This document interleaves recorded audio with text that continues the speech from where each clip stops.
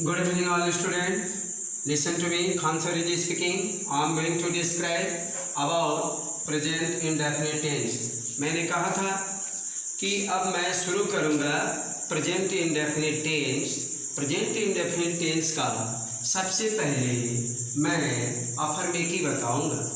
इसको अफर्मेटिव भी कहते हैं, सिंपल भी कहते हैं, पॉजिटिव भी कहते हैं, असर्टिव भी कहते हैं, डिक्लेरेटिव भी कहते हैं, स्टेटमेंट भी कहते हैं। इसका बहुत नाम है। जो सबसे पहले प्रेजेंट इंडेफिनिट टेंस, ये इसका सिंबल क्या है? तो प्रेजेंट इंडेफिनिट टेंस का सिंबल है कि जिस वाक्य के अंत में ता है, ती है, ते हैं पाया जाए उसे प्रेजेंट इंडेफिनिट टेंस कहते हैं। सबकी पहचान अलग अलग होती है। बिना पहचान का पूरे दुनिया में कोई नहीं है। सबकी पहचान होती है, इसलिए इसकी भी पहचान होगी कि यह जो है प्रेजेंट इंडेफिनिट टेंस क्यों कहते हैं। तो प्रेजेंट इंडेफिनिट टेंस इसलिए कहते हैं कि जिस वाक्य के अंत में ता है, ती है, ती है पाया जाए उसे प्रेजेंट इंडेफिनिट टेंस कहते हैं। लड़का है, जाता है, लड़की है, जाती है, बड़े लोग हैं, जाते हैं, पर समाप्त होता है तो हम इसको फौरन पहचान लेंगे कि ये प्रेजेंट इंडेफिनिट टेंस है। इसके बाद हम इसका रूल जानेंगे कि रूल क्या है। What is rule of present indefinite tense? Affirmative. ये जो हमारा अफर्मेटिव है इसका रूल जानेंगे। तो what is rule of affirmative? तो subject plus MVS, MVP oblique MVP plus object. फिर सवाल लड़के करेंगे कि सब मीन्स क्या? तो सब मीन्स सब्जेक्ट और MVS मीन्स क्या? तो M मीन्स होता है मेन, V मीन्स होता है वर्ब, S मीन्स होता है सिंगुलर, ऑब्लिक या less, MVP, M means main, V means verb, P means plural, main verb का प्लूरल। ऑब्जेक्ट मीन्स क्या होता है? तो ऑब्जेक्ट मीन्स कर्म होता है। समझ में आया बच्चों? सब means subject, MVS main verb का सिंगुलर, MVP मेन वर्ब का प्लूरल और ऑब्जेक्ट बोलते हैं कर्म, जिसको कहते हैं हिंदी में कर्म।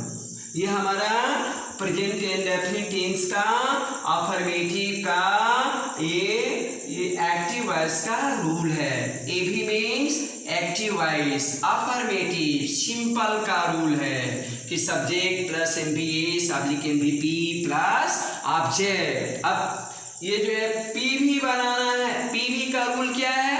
What is rule of PV? PV means क्या होता है? Passive voice. तो पैसिव वॉइस को रूल हम जानेंगे। ये रूल क्या है? ऑब्जेक्ट है। रूल क्या? ऑब्जेक्ट। उसके बाद हम क्या लेते हैं? इज लेते हैं। इसके बाद क्या लेते हैं? आर लेते हैं। इसके बाद क्या लेते हैं? एम लेते हैं plus MV3 plus by subject. ये हमारा प्रेजेंट इंडेफिनिट टेंस का पैसिव वॉइस का रूल है।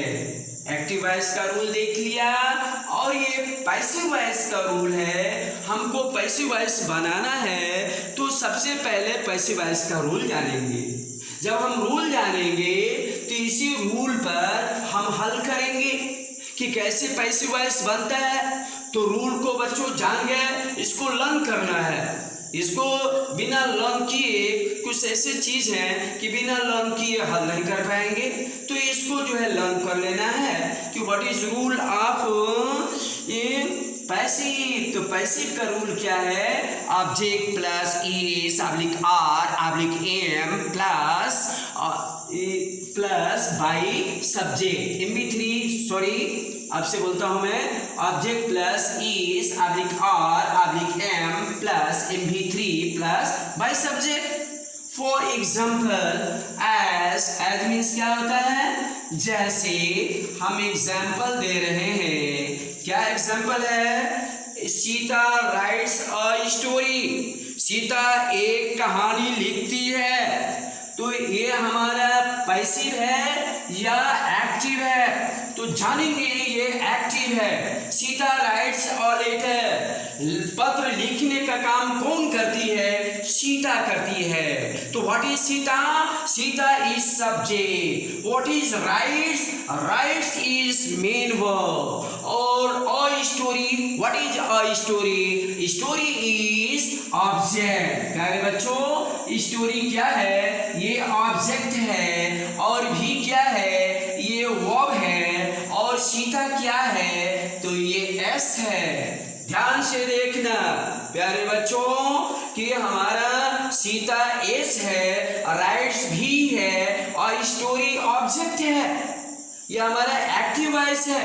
इसको पैसिव वॉइस कैसे बनाते हैं? तो पैसिव वॉइस बनाते समय हम ऑब्जेक्ट को सब्जेक्ट की जगह पर रखते हैं और सब्जेक्ट को ऑब्जेक्ट की जगह पर रखते हैं। तो इसलिए मैंने सीता को ऑब्जेक्ट की जगह पर रख दिया और स्टोरी को हम किसके जगह पर रख दिया? तो हम सब्जेक्ट की जगह पर रख दिया। ये हमारा पैसिव का रूल है। और उसके बाद जो पैसिव बना है और story is written by Sita, सवाल करेंगे सर कि अभी तो था कि MVS और MVP या प्लस ऑब्जेक्ट, तो इसमें इस कहाँ से आ गया?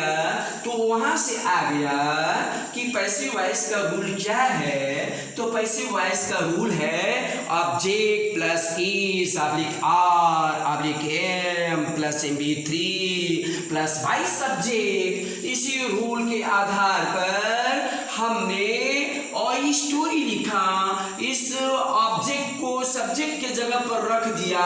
उसके बाद देखा क्या लिखा है और स्टोरी क्या है? तो स्टोरी आपका सिंगुलर है, तो सिंगुलर के साथ हम सिंगुलर वर्ब लेंगे। तो इज क्या है? सिंगुलर वर्ब है। उसके बाद कहेंगे कि ये रिटर्न आ गया, रिटर्न, तो MV3 होता है। तो पैसिव वॉइस में पूरी दुनिया में जब हम पैसिव वॉइस बनाएंगे तो बिना MV3 का बनेगा नहीं। तो इसका रूल मैंने लिखा दिया MV3 राइट रोट रिटर्न, इसलिए मैंने थर्ड फॉर्म लगा दिया। मेन वर्ब का कौन फॉर्म लगाया? थर्ड फॉर्म लगाया। उसके बाद बाई सीता कर दिया। ये हमारा पैसिव तैयार। दूसरा क्या है? ए भी Rekha helps me. Rekha, what is Rekha? Rekha is subject, s कर दिया मैंने। और हेल्प्स मी सहायता करना, ये क्या है? हमारा वर्ब है। और मी क्या है? तो ये हमारा ऑब्जेक्ट है। सहायता करना, क्रिया का असर किसके ऊपर जाता है? तो मी के ऊपर जाता है। तो ये हमारा सब्जेक्ट हो गया और हेल्प आपका वर्ब हो गया और मी आपका ऑब्जेक्ट हो गया। तो हम क्या करते हैं पैसिव के समय? पीवी जो है, तो पैसिव के समय हम मी को कहाँ रखते हैं? तो हम सब्जेक्ट की जगह पर रखते हैं। तो जब मी को खींच कर नहीं लाना है, मी को बड़े प्रेम से सब्जेक्ट की जगह पर लाना है और रेखा को खींच के नहीं, बड़े प्रेम से हमको ऑब्जेक्ट की जगह पर लाना है। प्यारे बच्चों, समझ में आ रहा है ना? तो मी का जब सब्जेक्ट के रूप में हम रखते हैं तो आई हो जाता है। जब भी ऑब्जेक्ट की क्रिया के बाद मी आता है उसका नाम ऑब्जेक्ट है। जब हम ऑब्जेक्ट को सब्जेक्ट की जगह पर रखते हैं तो मी चेंजेस इनटू आई, मी आई में बदल जाता है। और आई के साथ इज लगा दूं क्या? इसमें क्या इज लगा दूं क्या बच्चों? आई इज कर दूं क्या? अच्छा नहीं, इज ना करो तो क्या करो? आई आर कर दूं क्या? तो आई आर भी सही होगा? नहीं प्यारे बच्चों, तो क्या लगेगा?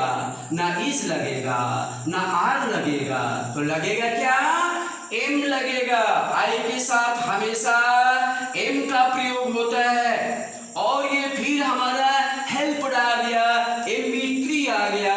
हम क्या क्या करेंगे, मेन वर्ब को रखेंगे, मेन वर्ब का थर्ड फॉर्म रखेंगे, हेल्प, हेल्प्ड, हेल्प्ड, यही रूप है ना, हेल्प, हेल्प, हेल्प। तो हमने हेल्प्ड रख दिया और बाई रेखा कर दिया, ये हमारा पैसिव वॉइस तैयार हो गया। प्यारे बच्चों, इसको सब्सक्राइब करेंगे, शेयर करेंगे।